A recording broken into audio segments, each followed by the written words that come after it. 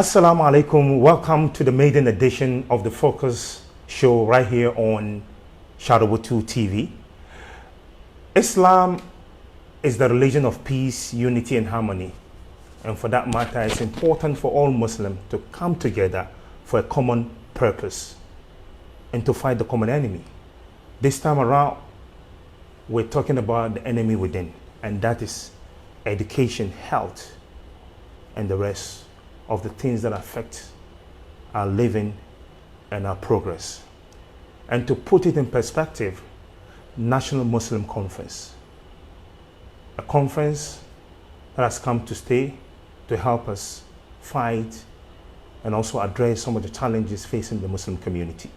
Today, we're talking about all of that and other matters arising as far as the creation of the National Muslim Conference is concerned. My name is Shamun Bako. And to help us digest the issue, we have someone who has an in-depth knowledge, and his name is Inusah Muhammed Baba, Principal Clerk of Parliament, responsible for Public Account Committee, and of course also the President of the Muslim Staff Association. He doubled as the Secretary to the Muslim Caucus, founding member and Vice Chairman of the Zakat and Sadaqah Trust Fund of Ghana, and also is the Planning Committee of the National Muslim Conference, Acting General Secretary of the National Muslim Conference, and of course a servant of Allah. And he is the person we'll be talking to today, and for us to get into insights of what National Muslim Conference and the way forward. I want to say thank you for coming. Thank you, my brother. And we appreciate it. So let's get started. Your work with the Parliament and when it comes to issues of Islam, you're very passionate about it. Let's talk about your role in Parliament. How do you see, what do you do? Bismillahirrahmanirrahim. Thank you for the opportunity to face your viewers all over the world to participate in this important discussion that affect our lives. And to come to my role in Parliament, I've been in Parliament for the past 22 years. Wow, alhamdulillah. Allahu Akbar. I was appointed as an assistant clerk, and I've risen up to the level of a principal clerk of Parliament. And in the normal civil service, that would have been a director. And now, principally, my responsibility, as you rightly mentioned, is the head of administration as far as the Public Accounts Committee of Parliament is concerned, and also the Special Budget Committee of Parliament. I happen to be the one running these two important committees. So I asked this to also understand how you work as a public servant and also helping Muslim community, or perhaps Muslims in Parliament. How do you marry the two together? Yeah, that's the beauty of democracy. Inshallah. And I know democracy is something that most people in Ghana, even though we happen to be practicing it, have not yet fully understood the rudiments of democracy and how things work in democratic experiment. And indeed, in a democracy, members of parliament are elected into parliament for various reasons by the citizenry. At the moment, we may see members of parliament who are there on the ticket of NDC or MPP, or they are in there as independent candidate.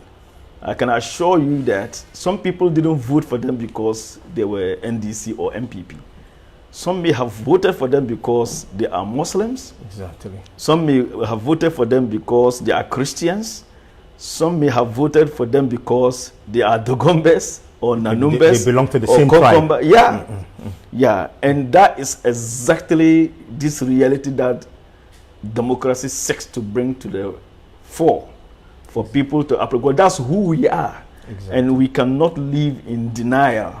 And for that matter, Parliament makes it easier. It is a practice all over the world for caucuses to be formed.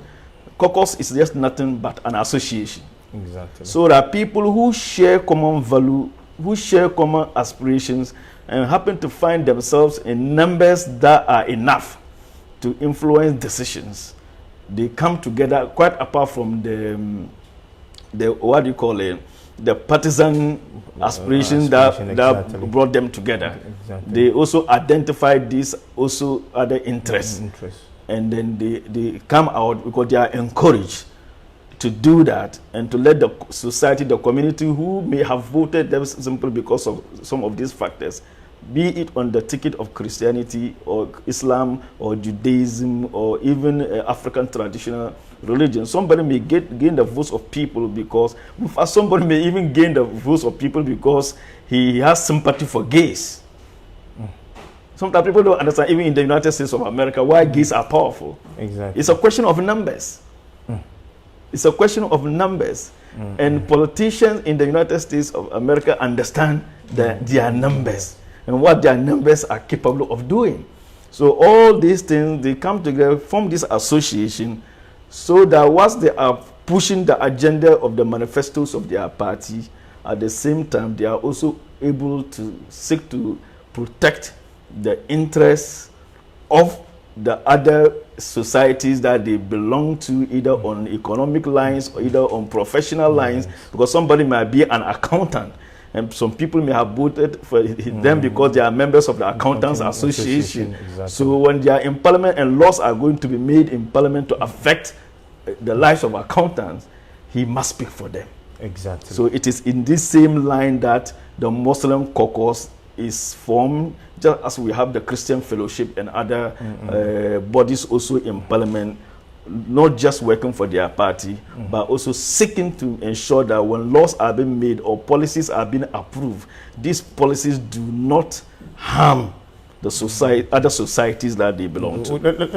You are a very important architect in terms of the activities of the Muslim caucus in Parliament. So briefly, tell us some of the achievements that the Muslim caucus in Parliament have been able to do for the Ummah. Indeed, the Muslim caucus, since I joined Parliament in 1999, in order not to just feel like downplaying what I came to meet, I arrived in Parliament at a time that members of Parliament will even come out to pray on a mat or on a piece of paper or on a handkerchief. There was not even a place of worship. I remember when I first came into Parliament and it was time for Zuhr, and I asked the security man, where do Muslims pray? He said, we just go to the back here. And when I went there, I will never forget it. I saw a member of Parliament who was praying. I don't want to mention his name. And he was praying using his handkerchief as a mat. He placed the handkerchief on the floor. On the floor. And it was, and when I saw it, I couldn't stand it. And I called an elderly man who was there, and then I discussed with him, and I gave him money to go and buy some few mats. And later on, other members of Parliament, like the late Abubakar Simani and others, also bought some few more. And then we started some veranda prayers. But today, inshallah, we do not just have a place of worship in Parliament, but we have a mosque where even Jumu'ah prayer is observed on the Job 600 building. And other achievements that directly benefit the Ummah. The Job 600 building. And I remember when this bill, interstate succession bill, was introduced in Parliament. And I know the role that the Muslim caucus played. And when this bill was introduced, and we quickly realized that inside the bill, there were provisions that if something was not done about the bill in terms of amending those provisions, it was going to become difficult for the Muslim Ummah in Ghana to some sort of deal with matters of inheritance in accordance with the teachings of Islam, as no provision was made for Muslims to be able to do that. So the members of the Muslim caucus engaged the Constitutional, Legal and Committee and also drew the attention of the Muslim community. So people started writing memoranda and to the committee, and series of workshops were being held. And in fact, it became part of the reason why at a point in time the committee saw the need to put that particular bill on hold. Otherwise, we would have been sitting here and you hear that the national chief imam has gone to distribute an inheritance somewhere and somebody is not happy and he will go to court or the police station to report the matter. And you will be surprised one day to hear that High Court, Supreme Court made judgment against the national chief imam that maybe he was not aware. So the Muslim caucus, I remember issues of Hajj. There were times that we had so much difficulties even in how Hajj was being organized. The Muslim caucus took it upon itself to participate in some of the activities of those organizing Hajj to some sort of streamline it, to make sure that at least the difficulties that Muslims used to face in the past was brought to the barest minimum. And I'm quite sure if there was even much more cooperation between organizers of Hajj and the Muslim caucus, by now we would have even reached a level that was higher. You will see that there was a time, there was an attempt under President John Dramani Mahama for the pilgrimage bill to be introduced to Parliament. Exactly. But I know a lot of Muslims did not understand it. And then because it was when pilgrimages are made open for other non-Muslim bodies to also partake in it. Because this is Ghana. The Parliament of Ghana cannot come out to just make law to deal with only Muslim. So when the law is going to be made, it should be a law that will cover everybody. So that if there is any other religious body that intend organizing pilgrimage, that law will be applied. You have been closer to the Hajj, but you've seen so many occasions where people have taken people's money to go and arrange Hajj for them, and arrange that the people will not go. And even where they went, they are shortchanged. And all these things are challenges that the Hajj system face, but there is no serious legal regime apart from trying to take criminal charges against those people, because nobody regulates how things are done. Every year the Hajj rules change. Because and then nobody sets standards. So this particular body was intended to set the standards for arranging Hajj, for you to become a Hajj agent, what you require. For you to take Ghanaian pilgrims to Mecca, that body could follow you up to Mecca to make sure that the hotel arrangement, everything was up to scratch. That is worthy of Ghanaian Muslims before you were allowed. But unfortunately, I'm sure maybe in future, we'll have to look at it. The bill might come back and for us to look at it.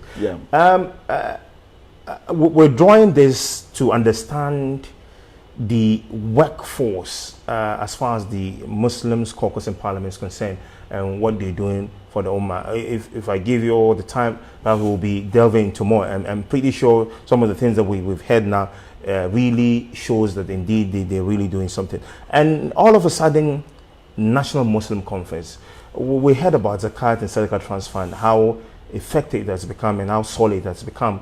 And you are one person who stood on your ground to ensure that the Zakat and Sadaqah Trust Fund gets to where it is now. That's benefit the Ummah. We're still working with that, and then the National Muslim Conference.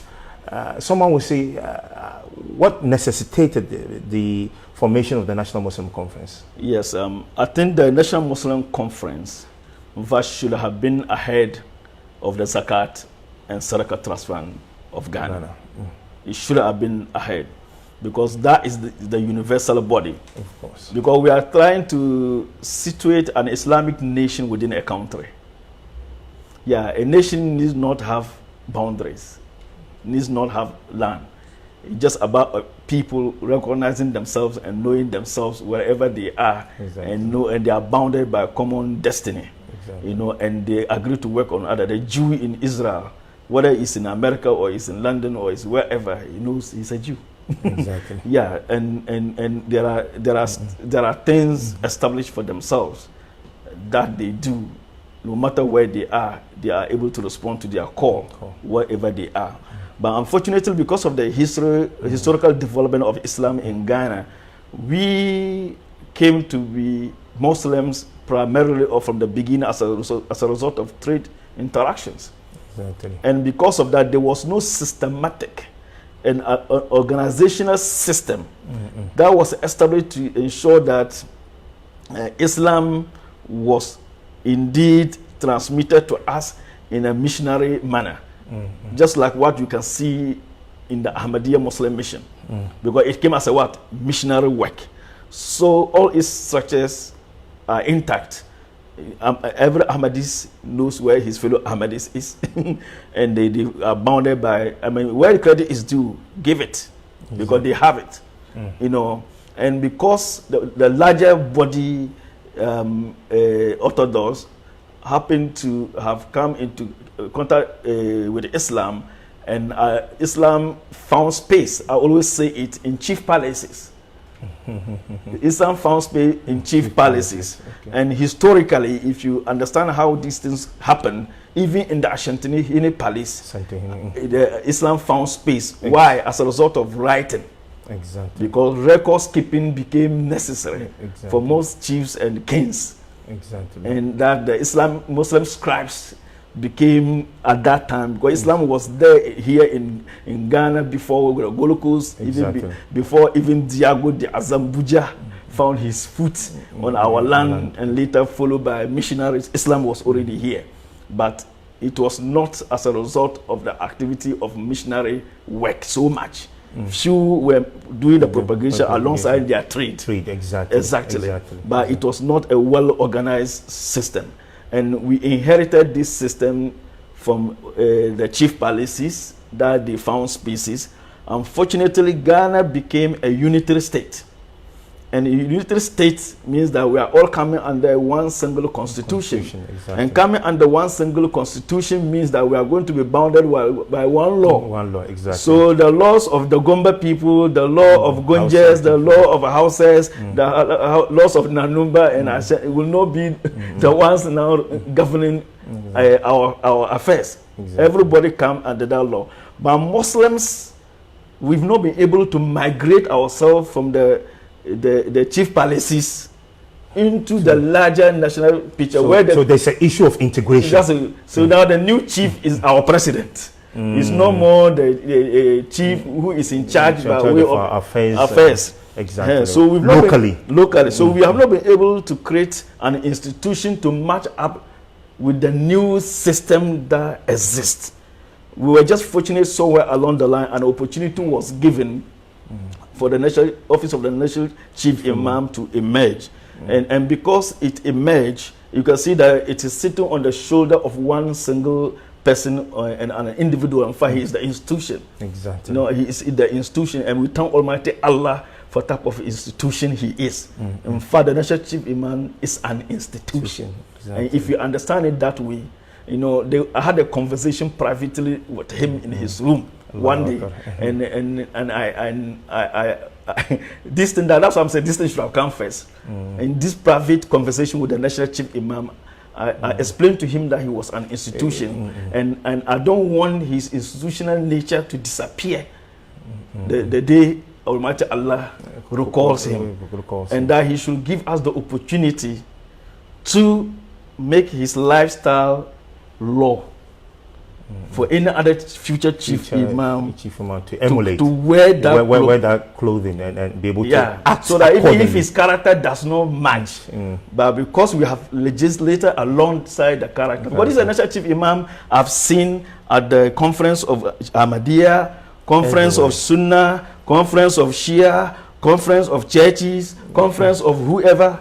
No, it's a gift. It's a gift. do you get it? Exactly. You cannot just sit down here and tell me that anybody who becomes a national chief imam tomorrow is going to be like that. No, unless you codify his character. Exactly. When you codify his character and put into law, whoever becomes the national chief imam, his character has become a manual that every future chief imam should emulate, because should be able it contributed greatly to the peace we are enjoying between Muslim community and other communities. Because all over the world, sometimes when I travel, people ask me, how come Muslims and Christians are able to live? I will just tell them straight, it's our national chief imam. Now, the National Muslim Conference has been inaugurated, Yeah. and it has started working. It has started, gathering resources and facts to be able to work with.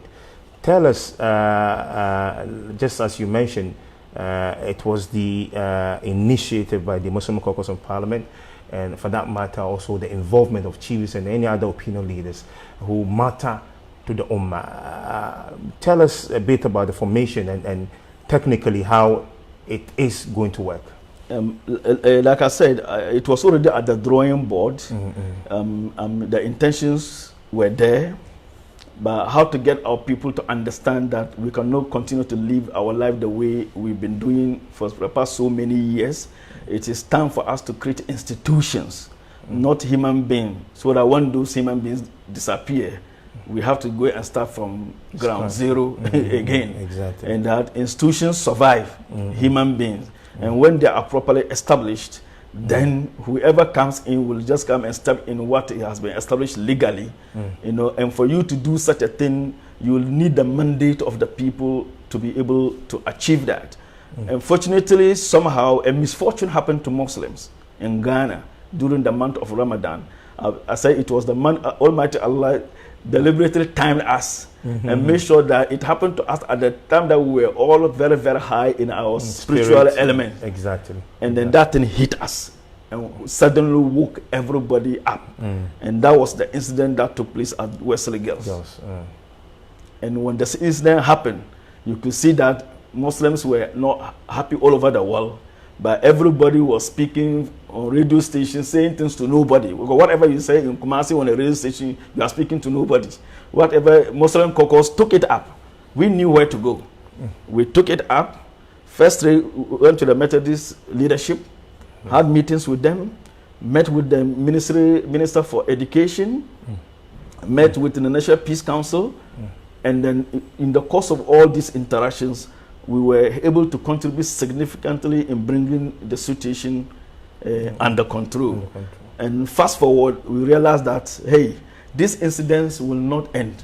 It wasn't the beginning, and we don't think it was going to be the end. So there was a need for us to look at what will be the immediate solutions, the mid-term solution, and the long-term solutions to this problem. So it was this call that pushed us now to start our journey of visiting all the national imams of the various sects in Ghana to let them understand that if we truly want to benefit from the fruits of democracy, then there is need for us to create institutions to match up with the requirements of democratic system, especially under unitary state. Because in a federal state, we could have conveniently put ourselves in one particular state, capture it, and create our own laws there, where we also think we have majority.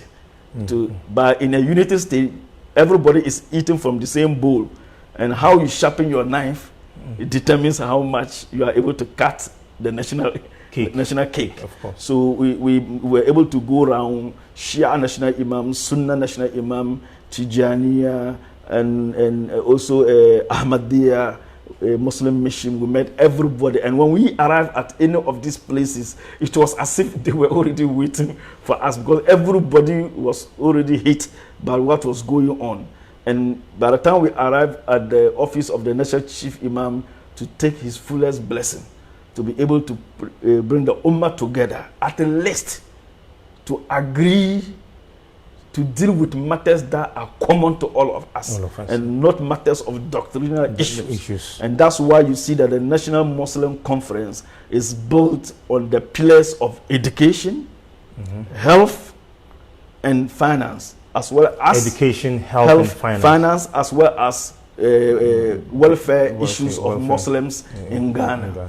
So these are the four pillars on which the National Muslim Caucus Conference is organized. Because matters of education, whether we like it or not, it involves the state. Matters of health, it involves the state. Matters of finance, it involves the state.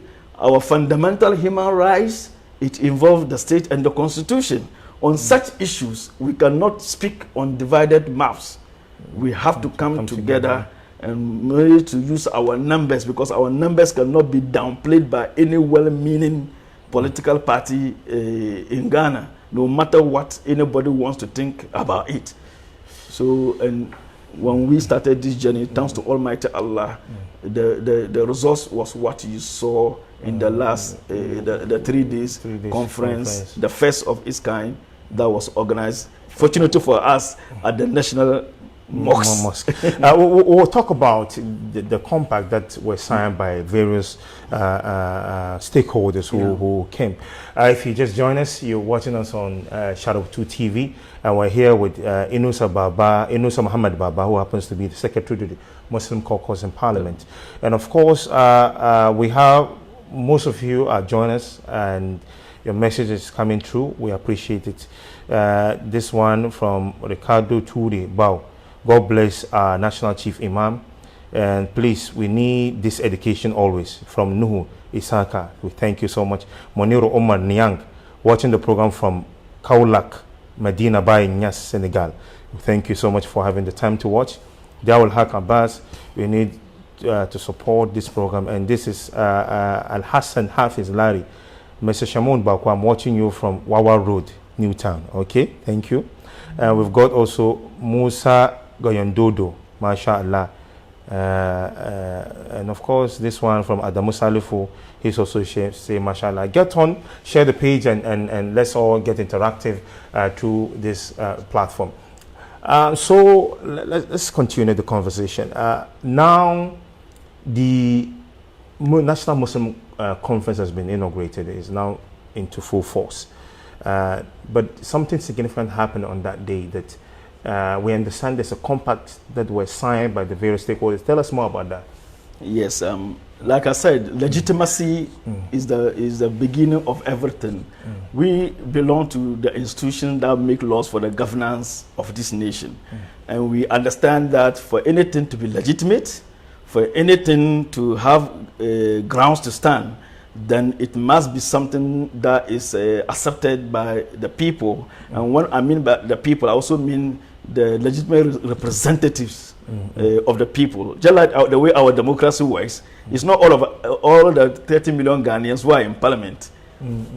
They are represented by people. Exactly. And we all know our national imams, they are the ones representing the faces of all the sects we have in Ghana. And if we are able to, for us to be able to achieve anything, and when we get their buy-in, at least if not for the respect of us as people in parliament, at least for the respect of the people who belong to all these various faces. So you could see that we sought legitimacy from our national leaders, and for that matter, the national chief imam himself, when you look at the deed, being accepted and recognized as the spiritual and political head of the Muslim community in Ghana, and then the #1 signatory with his seal on the deed. Something of that nature has never happened in this country. It is a significant move, and I personally am happy for the national chief imam. People always talk about sustainability. We have these fine ideas and policies, but how to sustain it becomes a problem, because many have underscored the failures of Muslims to agree to a common purpose and be able to act as such. How sustained will this be? Yes. Like you said at the beginning of the program, you rightly mentioned Zakat and Sadaqah Trust Fund of Ghana. Exactly. I remember, I thought it was you interviewing me on Marhaba FM at the early stages, and you asked some of these questions, and we said watch and see. Because usually things are not able to sustain. We are not able to sustain things when we don't put in the right structures that will give them life. And the first and foremost thing is the law that will establish the thing. Because the law itself will indicate how things will be done, including how representation will be chosen, and how people can even be fired, and how mandate will be transferred from one person to the other. Most of the time, we just come out and we form an association. Nothing written down. Exactly. Yeah, nothing written down. Almighty Allah himself didn't create this world that way. Just come and form, and then... Wallahi, before we came into existence, the Lawhul Mahfuz was there. Allah Akbar. It's true. Very, very true. Yes, out of the Lawhul Mahfuz, the Quran was extracted to make it easier for our level Exactly. and to manage our affairs. It means Allah himself is telling us that the law before the people, Exactly. the law before the institution, the law before the association. That is the guiding principle. The guiding principle. Exactly. So, and when we came out with this draft that we draft, who should be added, who should be included, who should take away, and we went around again, make sure that copies are made available to the representatives of these people who mandated us to do this work. They all have representation in the drafting of this particular law, because there was just something we wanted to achieve with that particular law. How we can work with each other on trust. Yes, it is true that we have common interest in education. It is true that we have common interest in health. It is true that we have common interest in finance and our rights as Ghanaians. It is not also true that when we begin to work with each other, we will trust each other so much that your intentions will not necessarily be my intention. Exactly. So we all make sure that everybody vomits its intention into a paper. Exactly. So when you vomit your intention into that paper and we all go through it, what you have suggested, what I have suggested, that it should be part of it, and we all agree and decided that they form part of the rules and regulations that should govern our behavior, and we all endorse it. Then it means that moving forward, because there is an aspect of the deed, for me, when you go through it, it's always interesting. That has to do with that nobody will discuss any matter concerning doctrines as far as National Muslim Conference is concerned. Nobody should speak ill of anybody's sex or try to make any other sex feel like it is superior or whatever. And indeed, at the end of that provision, in fact, we didn't wait for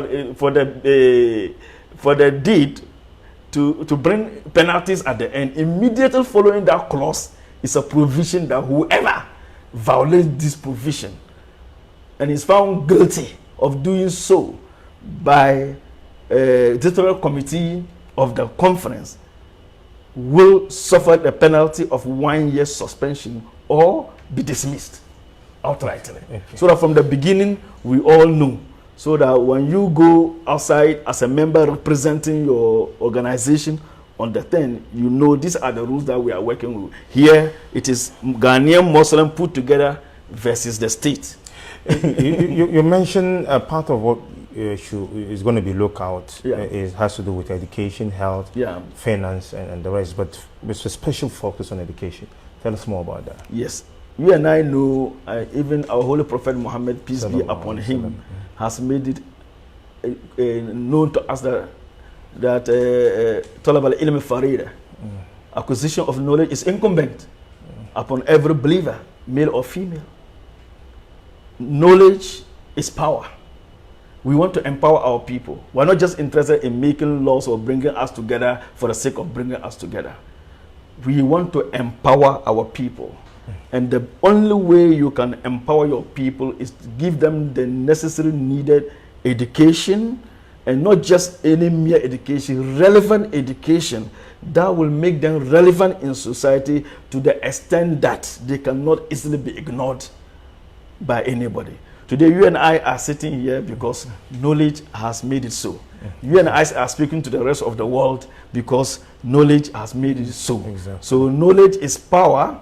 So education is the key. When we talk about health, without education, how do you produce the doctors? Exactly. How do you produce the nurses? How do you put up the laboratories together to even analyze whatever samples you want? Exactly. Education is the key. Exactly. If you are talking of business, if you are talking of trade, education is the key. If you are talking of your human rights, there are so many people in Ghana who are not even aware of their rights as citizens of Ghana. And these rights are being violated left, right, and center. You saw what happened to the Rastafarian. Exactly. Because the person was certain of what his rights are within the laws of Ghana, when the person was tampered with. But you and I know How many years have our people suffered it? Exactly. And we have never made any attempt. No attempt has ever been made to take any institution. Sometimes you sit down, you see a sister who is a nurse come back to tell you that she's been told to leave the hospital because she's wearing hijab. Exactly. Nobody has taken that hospital to court. Today, we have brought all our legal experts together, our educational experts together. So we're going to see the National Muslim Conference working. Because it is going to have a secretariat, a permanent secretariat, an office established. Where if you have issues, you walk into the office and you go. The law has provided for a general secretary. Okay, great. Yeah, the law has provided for a governing body. The governing body is made up of leadership of the Muslim community in Ghana with the National Chief Imam on top of it. Exactly. And then management body. The management body are the professionals, identifiable professionals who have been provided for in the law to be represented by people. And whatever work we do, the general secretary working together with the management body will be reporting to the apex body, that will be the governing body. And then take it so that tomorrow, when it comes to matters of education, you will not find the Chief Imam speaking alone. Maybe you will see him speaking with the other national imams standing behind him with their general secretary, maybe even reading the will of Ghanaian people to whoever is disturbing our peace. So we're going to have, you mentioned secretariat, of course we're talking about offices. So there's going to be an establishment of an office here in Accra as the National Secretariat, and of course other regions. Are we going to see that? We are going to see that. It is a baby that has just been born. Exactly. And our intention is to make sure that my sister in Gambaga, my brother in Navarongo, when he has a challenge, he doesn't have to travel all the way from Navarongo to Accra to speak to a body about the challenge that she is going through. Yes, we are in a technological era where people can easily make a telephone call to, but if we have local body, but it is going to grow from time to time until such a time that we have regional offices. Now our focus is establishing the headquarters. Our focus now is establishing the headquarters. I think you have heard Honorable Montaka making appeal. And when he delivered his closing statement, he made an appeal to the management of the national mosques to as a matter of necessity, look within the precinct of the mosque to make an office accommodation available to enable its start. But until then, the Secretary of the Muslim Caucus in Parliament will be rendering the needed services until a secretary is established and the general secretary is appointed. Then we would now transfer that responsibility. So you mentioned secretary. Of course, there will be other offices. Surely. All the issues. There will be a department dealing with education. There will be department. Let's talk about that, so the people will have that feeling. There will be a department that will be dealing with education, and there will be committees of the management board dealing with that, because we have experts on the board. And there will be department dealing with health. And there will be committees of the management board that is dealing with that department. You know, that's how the thing is going to be working. And also establish also a media department, so that in terms of propagation and be able promotion and all who of that. Can survive in the modern world without the media? So because today, for you, who would have even known that we were organizing National Muslim Conference? Nobody would have heard. The media will always be a friend to any meaningful organization. And that's what we want to achieve. So, having said all of that, let's look at what the Ummah should also be able to help in terms of assisting this new baby, this organization. What do you expect from the Ummah? Let me take advantage of this platform to state that as a student of philosophy, myself, Socrates stated that every change is evil. Every change is evil. Except the change of an evil thing.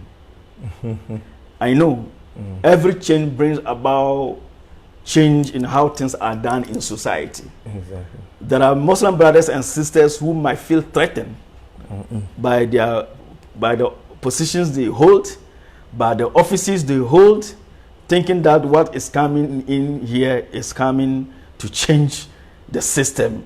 And if they were beneficiary of the unorganized system, and now we are saying that we should make it organized, somebody will feel threatened. Nobody should feel threatened about whatever we are bringing on board. For instance, we have made mention that we will progressively work towards the establishment of the Muslim Health Service, towards the establishment of Muslim Education Service, Muslim Financial Services. This is something that might happen this year or 100 years to come. We don't want it to travel that far. Because what happened is that you look at our neighbors, the Christians, they have National Bishop Conference. Yes. You know, and then it's an institution that, you know, be able to put their resources together for the betterment of their people. I was still coming there. Okay. Because these threats might make some people to think that I'm not part, so I'm not going to contribute in a way, or I'm not going to encourage people to look forward to this new baby that has been born. The baby is our baby. The like of it has never occurred in our history. And we want to encourage, it is not a baby of the Muslim caucus, it's the baby of the Ummah. How we nurture it to grow, to provide the services that we are looking for our community is going to depend on how we have all become honest and realistic towards ourselves and stop thinking about our parochial interests and parochial positions. No institution can be run in this world without financing. No institution can be run in this world without human being. So we need the human, material, and the financial resources to be able to make sure that these institutions that we are establishing, that National Muslim Conference is not a talk shop, it's an institution. This is something we must make clear. That is, I want you to emphasize on that, because you know, prior to coming to host this, you know, we talk to people who say, "Oh, this is one of the talk shops to come, who launch it," but at the end of the day, it will be dormant. There wouldn't be anything needful for the Ummah. That's it. So be able to explain to the people that this is not so like the many of. National Muslim Conference is not the ordinary conference that people know and have in their mind. When you talk of conference, people come together and somebody talk and everybody walk away. No. National Muslim Conference is an institution. It is going to function in the manner that you mentioned, the Catholic Bishop Conference. It's an institution. Or the Conference of Head of Assisted Secondary School. It's an institution. It has a governing system, management body who see to it that on daily basis, decisions that are taken at the General Conference are implemented. And by the next conference, report is made on achievement being made by the management body of the conference. So that is what you are seeing. So do not be misled by the term conference. It is a conference because it is us coming from different walks of life, coming together to agree to do something together. But it is going to function as an institution. So that's why when you even go down deep into the regulations that is establishing it, and even indication is made that even appointment into the management of the conference should be balanced. We've made it clear in our provision so that it will not become like a particular organization for a particular sect. No. When there is a need for an appointment to be made and we can find the competent people, we distribute the responsibility of such competence to people from the different sects that we have brought together so that we can engender more confidence and trust. Because when I wake up in the morning and I realize that all the people line up from the committees to everything are all people who are Tijaniya, for instance, let me use it because that is where we are the office of the National Chief Imam, even though representing the nation, nobody can run away from the fact that he emanated from a sect. But today he's working for the whole nation. So we want that replication to be there in the National Muslim Conference. The National Muslim Conference is working for everybody. How do we ensure? Because he's a single individual, he's able to manifest it in his behavior. But we are so many people. We can only manifest it in the way we appoint people to work for us. Unless it becomes very impossible to get that balance. then the necessity will let us pick maybe 1 or 2 more from a particular set that we can get what we require. Otherwise, we say as much as practicable, there should be a balance even in appointment into the offices of the conference. So please, National Muslim Conference, it is going to be a forum where we deliberate on issues that are of common interest to us. I think there's no Muslim in Ghana who is not wishing that we should have a, what do you call it? No. Islamic finance, Islamic banking in Ghana. We all wish that. My brother, it is not impossible. It has only become impossible because we are not united. I'm very, very happy you mentioned that, and true to be told that these formation of the National Muslim Conference were able to bring us under one umbrella to fight for a common purpose. Yeah. You're watching us on Sharabutu TV, and you can drop your message if you have a question. You can do that, and we'll be reading them live. Let me also engage some of our viewers who are scattered across the world. We've got Musa S. Goyundo, mashallah. Get me Baba's number. Someone is asking for your number, and this one is Adamu Salifu, watching from Lubeck, Germany. We have Hamza Arafat, Imam 1, is praising and eulogizing the national chief imam. And we've got Abbas Nuhu, and he said, mashallah. Abdurrahman Gigma, mashallah, it's a sign of victory. La ilaha illallah. He said the formation of the National Muslim Conference sign of victory. Do you believe that it's a sign of victory? It is. I really believe that it is a sign of victory, because Allah himself has warned us in the Quran in several verses that when we are divided, we'll be weak against our people who are opposed to us. You know, and our Holy Prophet Muhammad has cautioned us about dividing ourselves. Whenever you are divided, definitely you become weak. A house divided against itself cannot stand. You know, and here we are working towards eating into the same national cake.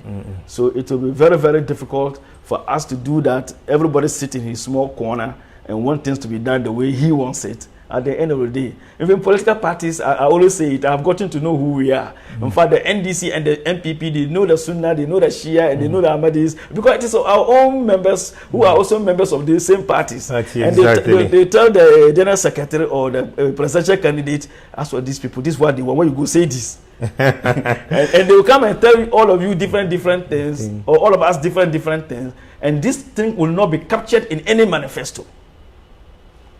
But we have a body today that can say, this is what Ghanaian Muslims want. MashaAllah. If you are looking for our votes, then you must do this for us. Exactly. I can assure you, you will find our will in the manifestos of political parties tomorrow. I'm so happy for this, and I'm very content that this is really going to work. We have a question from Malcolm Didat Tonko. Is the regulation that established the conference available to the public, as in the draft policy? Do you have, can the Ummah see it so that they can, can you make it available? In fact, publish it all. In fact, all the sects and association identify and made part of the system. We have made copies to them online. They register, they sign copy. Because the intention is for them to be able to distribute them to their members as much as possible.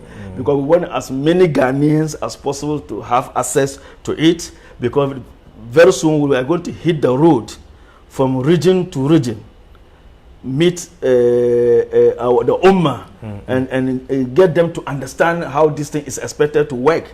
For instance, we are thinking of establishing something that will provide us with the standard of education that we need. It's going to be everybody playing a role. Before you wait for somebody from outside to come and help us, we have to begin to look from inside. You have followed Zakat Fund until somewhere the ending of 2020, that for the first time Zakat Fund accepted an external body to support. It was a matter of policy that we were preparing the Ghanaian Muslims to understand the need for us on our own to generate something from our own self to solve our own local problems, so that somebody doesn't come with a solution and attach conditions that will end up even destroying the whole thing. Indeed, this one too, yes, because it is long overdue and we don't have to reinvent the wheel. We may accept support coming from outside, but we want Ghanaian Muslims to own it. So the document is not a secret document. It is an open document, and I'm sure I can share it with my brother. Yeah, you share it, and then we'll share it. You can share it with whoever exactly, is also interested in it, because we are even going to keep it in some libraries, like the Library of Parliament and some of the national libraries across so that Ghana, people will get to know. It's not a secret document. Can also read and understand. It's not a secret document. So if you didn't understand why Sheikh Umar signed, and you think that he has going to sell, then you will now know he didn't sell you. Exactly. If you didn't understand why Sheikh Abdul Wadud signed, and you think he has going to sell the Tijaniya community, or what Mulvi signed, no. They are all well-learned people, and they understood the provisions of the document. It has no anything to do with anybody's values, because we are not interested in undermining anybody's value, but we have a common goal to achieve, giving best of education to our people within the rights that are defined in our constitution, giving the best of health services to our people, giving the best of financial and trade services to our people, within what the laws of Ghana has given us the opportunity to do. So these are the things that we are interested in. And the only thing that will make us come together to do this is La ilaha illallah Muhammadur Rasulullah. That is the anchor. That is the anchor. That is why we share. We share the salat, we share the fasting, we share the hajj and everything. And this is built on the 5 pillars of Islam. And we do not intend discussing at any point in time in our forum issues of doctrinal matters. And anybody who is found a member of our board or a member of our management acting on behalf of us, because we are not saying that if the person is a Tijaniya, he shouldn't practice Tijaniya. No, but whenever he says, I'm speaking on behalf of National Muslim Conference, his speech should be said that it is not meant to denigrate anybody or look down upon any other sect that he does not belong to. It should be about emphasizing the importance, the objects of National Muslim Conference. Oh, you're still with us here on this platform, and of course you are watching the National Muslim Conference and the way forward. And in the house we have Inusah Muhammed Baba. He happens to be the Principal Clerk of Parliament responsible for Public Accounts Committee. Of course, double as the President of the Muslim Staff Association, Secretary to the Muslim Caucus, founding member and Vice Chairman of the Zakat and Sadaqah Trust Fund of Ghana. And of course, also, he happens to be the Planning Committee of the National Muslim Conference. And of course, is a servant of Allah. And he is giving us all the details we need to know in order to best understand some of these. I guess we'll continue. If you have a question, please, you can drop it via the comment section, and we're going to read them live, and for you to also be interactive with us. So please, if you have a question, you can drop them via the comment section, and we're going to read them live.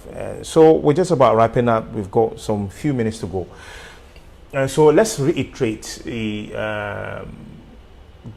the fact that this has come to stay, and how sustainable it's going to be, and of course the way forward. So the way forward is, as you could see, we read our communique, and in the communique, because education, the first conference, the launch was the 2 activities took place during the period. The establishment of the National Muslim Conference and the first conference of the National Muslim Conference, which had to do with education. And it was a very successful. For the first time, so many professors and PhD holders lecturing all in many universities across the country that we didn't know about them, who are always sitting down with so much in their head that they want to offer to the Muslim community, but because there is no platform for that offer to be made, National Muslim Conference provided the platform, and you were there, you saw them, and the ideas that people were flowing. So what we have done now is to create a special committee.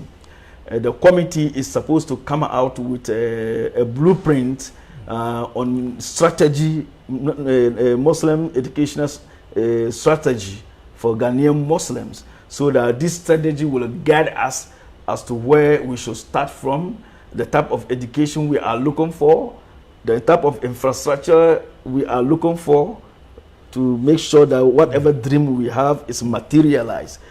Please, to reiterate again, all these things cannot happen if Muslims do not put their heart, their minds, and their pockets, to it. In fact, people should begin to dedicate portions of their income. All over the world, that is the practice. People dedicate, those who are interested in health matters should dedicate their income towards health. Those who are interested in education should dedicate resources towards education. Those who are interested in finance should dedicate resources towards finance. Commit. Already Zakat Fund is already doing an aspect of it. But that is not strong enough to hold on to the bigger picture that we are dreaming of. We should find organizations owned by Muslims. In fact, we were carried away. Within less than 1 week of even requesting for support from the Muslim community, we couldn't believe the goodwill that this National Muslim Conference established for itself as a result of the people who are behind it, because we have already proven a point in Zakat Fund. So the trust in us is higher, the trust in us is greater. So people were willing and ready for the first time a conference organized, and enough resources available. And the sound we have 100,000 Ghana cedis. To run the 1 billion and excess money to be there to form the seed money. Exactly. Seed money for the establishment of the secretariat and the way forward. Because all these people that we have put together to put their heads to come out with an educational strategy, bear in mind they may be moving from one place to other to meet, converge. We should find a way of supporting them to come out with this thing, so that by next year, when we are reporting to the next conference, we will present to the Muslim community in Ghana that this is what we have achieved. And the National Muslim Conference will now also be a forum where the Zakat and Sadaqah Trust Fund of Ghana will now render account instead of the night of power, that it used to be done. So now you can start. So I said the National Muslim Conference should have come. But our problems were so huge that it was going to take a process to establish the National Muslim Conference. We commissioned the Zakat Fund to start solving little problems whilst we eventually come out with the bigger picture. Because if the National Muslim Conference is going to be the government of Muslims in Ghana, the Zakat Fund is going to become its Ministry of Finance. That's a good one. And just get interactive on via our comment section. Shadow 2 TV, wherever you are across the world. Let's get them. We're just about 2 or less minutes to go. So I'm going to take your last words and then we'll be wrapping up. So. Thank you, brothers and sisters in Islam, for paying attention to us and for listening to us and viewing us from your homes. And we want to urge you to throw your weight behind the National Muslim Conference. It is not in any way a contradiction of what any one of us is doing. We appreciate what everybody has been doing, small associations and units of education and other. We appreciate everything, and you are going to continue to be doing whatever you have been doing. We are only asking ourselves that let us begin to harmonize our activities so that there will not be unnecessary duplication of effort.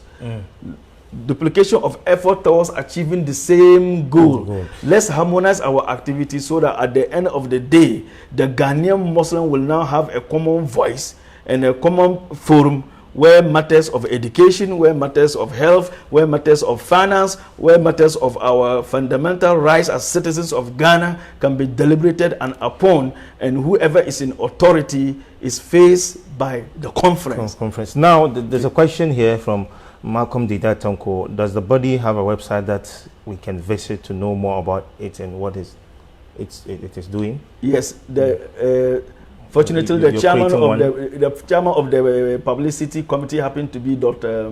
Marzouk, and then indeed we are aware. Like I said, it's a baby, and we are not so much rushing to put garbage on top of our website. So we are building a credible website, because this is an organization. We can tell you that it just took about 2 months to put the pieces together. Wow. And the conference proper is just 2 weeks to organize that conference that you saw in the way that you saw it.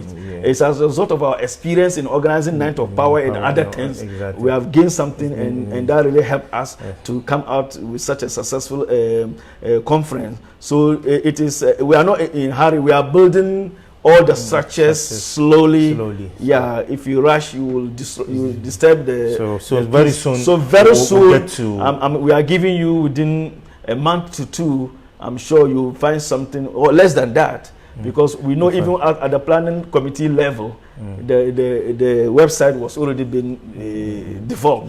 And we are quite sure there will be a lot of information that we'll share. And it is going to be an interactive website. Because we expect that Muslims all over the world who are Ghanaians visit the place, and if there are issues of concern, they can easily interact with the secretariat, and the secretariat will add it to the issues that will be discussed at our annual conference. And if some of them need to be dealt with even before the annual conference, the management body of the conference will take it up. From the Al Haq Abba Sharubutu, how can the Ummah also support in terms of funding, especially those outside the country? Indeed. You know, that's why we said if the National Muslim Conference is going to be the government of Muslims in Ghana, Zakat Fund is going to be its Ministry of Finance. In fact, Zakat Funds is well established, and it has all that you require wherever you are in the world to be able to pay money into the fund, and even indicate where it is coming from, and even indicate where you want that money to be spent.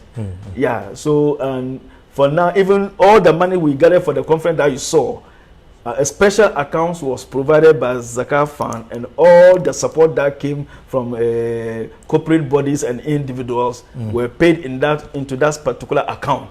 And it was from that account that, because the board of the fund has trustees who are trustworthy, headed by Na Alasan Andani himself, who was the chairman of the opening ceremony, also happened to be the chairman of the Zakat Fund. And you and I know he's an astute financier and a banker.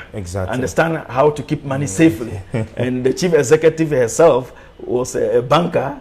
Or is still a banker, because once a banker, always a banker. So that's why we didn't put imams to manage the money. We put people who understand money to manage the money. So a lot of people are watching. We have Razak Juices is watching. We've got Haj Mulk is watching. Many of them are watching. We're hitting about 20,000 viewers and moreover. So it means this message has gone really far. I wish we could continue and continue with the conversation, because we've got a lot to talk about, but we'll leave it here. We'll continue the conversation in our various homes and houses.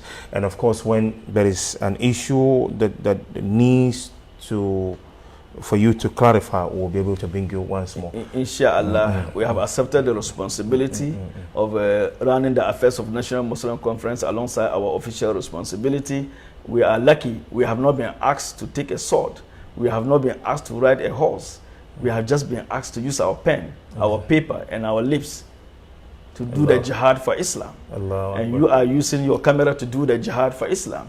And this is the only little thing we can also do so that we can match up to the people who struggle behind the Holy Prophet Muhammad to make Islam the real religion we know and the whole world knows it is. Thank you so much. We'll leave it here. Thank you so much. We just spoke with Inusah Muhammad Baba, Principal Clerk of Parliament, President of the Muslim Staff Association, Secretary to the Muslim Caucus. We've been speaking about the formation of the National Muslim Conference and the way forward. Thank you so much for the time to be with us today. And thank you. Thank you. So this is how we wrap up. My name is Shamun Bako. Until next week, stay blessed. Wassalam.